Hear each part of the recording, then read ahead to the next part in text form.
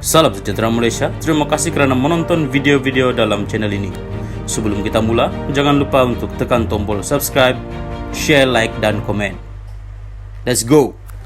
Salam sejahtera dan salam perpaduan kepada seluruh rakyat Malaysia. Berita seterusnya bertajuk Kebocoran maklumat SPRM, Pemuda Bersatu buat laporan polis. Berita penuh.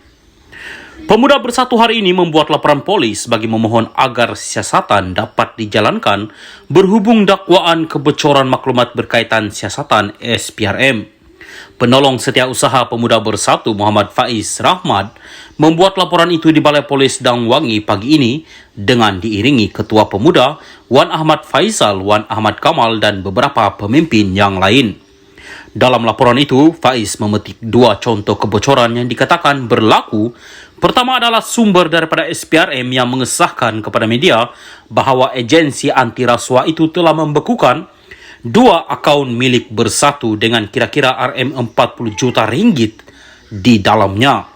Contoh kedua yang disebut ialah surat Menteri di Jabatan Perdana Menteri, Undang-Undang dan Pembaharuan Institusi Azlina Othman Said kepada pasukan Peguam Najib Razak yang mengatakan bahawa Hakim Muhammad Nazlan Muhammad Ghazali telah melanggar kod etika hakim ketika mendengar perbicaraan kes SRC International bekas Perdana Menteri itu. Menyentuh perkara itu dalam laporannya, Faiz berkata SPRM tidak mempunyai bidang kuasa untuk menyiasat dakwaan pelanggaran kod etika hakim. Justru katanya adalah jelas SPRM membocorkan butiran siasatan mereka kepada Azlina sebelum perkara itu didedahkan kepada media dan blog untuk memberi tanggapan palsu bahawa Nazlan membuat penghakiman yang tidak adil dalam menjatuhkan hukuman kepada Najib dalam kes SRC. Menurut Faiz, ini adalah konspirasi untuk mencemarkan nama baik Nazlan dan menggambarkannya sebagai seorang yang tidak jujur. Ia juga secara langsung mempersoalkan penghakimannya terhadap Najib dan memusnahkan kepercayaan rakyat terhadap badan kehakiman tambahnya. Salam sejahtera dan selamat malam kepada seluruh rakyat Malaysia dan pendengar berita panas hari ini dipetik daripada Malaysia Kini bertajuk Pemimpin PKR sekolahkan Sanusi, PM tiada kuasa lantik Majlis Keuangan Negara. Berita penuh.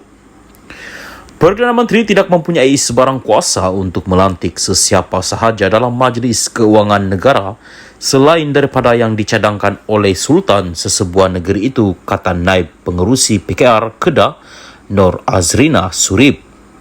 Dia merujuk kenyataan Menteri Besar Kedah Muhammad Sanusi MD Nor semalam yang mendakwa terdapat komplot untuk memecatnya sebagai wakil rakyat negeri dalam Majlis Keuangan Negara. Walhal, di dalam perkara 108 Perlembagaan Persekutuan menetapkan Majlis Keuangan Negara perlu diketuai Perdana Menteri atau mana-mana menteri dilantik manakala setiap negeri diwakili individu diperkenan Sultan yang dipertua negeri.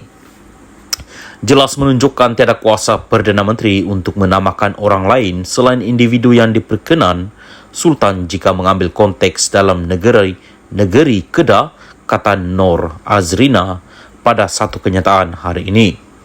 Justru dia menggesa Sanusi supaya berhenti berbohong mengenai Kerajaan Persekutuan atau Perdana Menteri Anwar Ibrahim.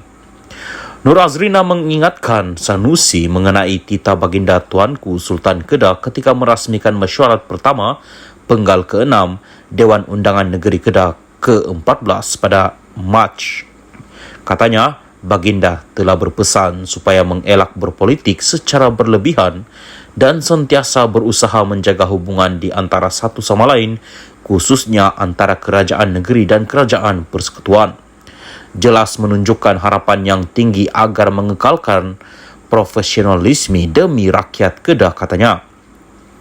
Sultan Kedah juga, kata Nur Azrina, menekankan bahawa negara, negeri dan rakyat memerlukan kestabilan politik untuk memperoleh manfaat melalui pembangunan projek ekonomi dan program kesejahteraan rakyat yang dirancang.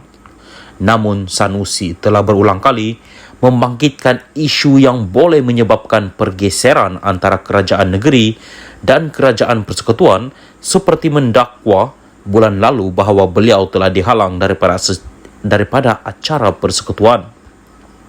Saya yakin Yang Amat Berhormat Menteri Besar amat memahami bahwa Islam mengajar umatnya agar sentiasa berlaku jujur dalam apa jua perbuatan termasuklah pertuturan.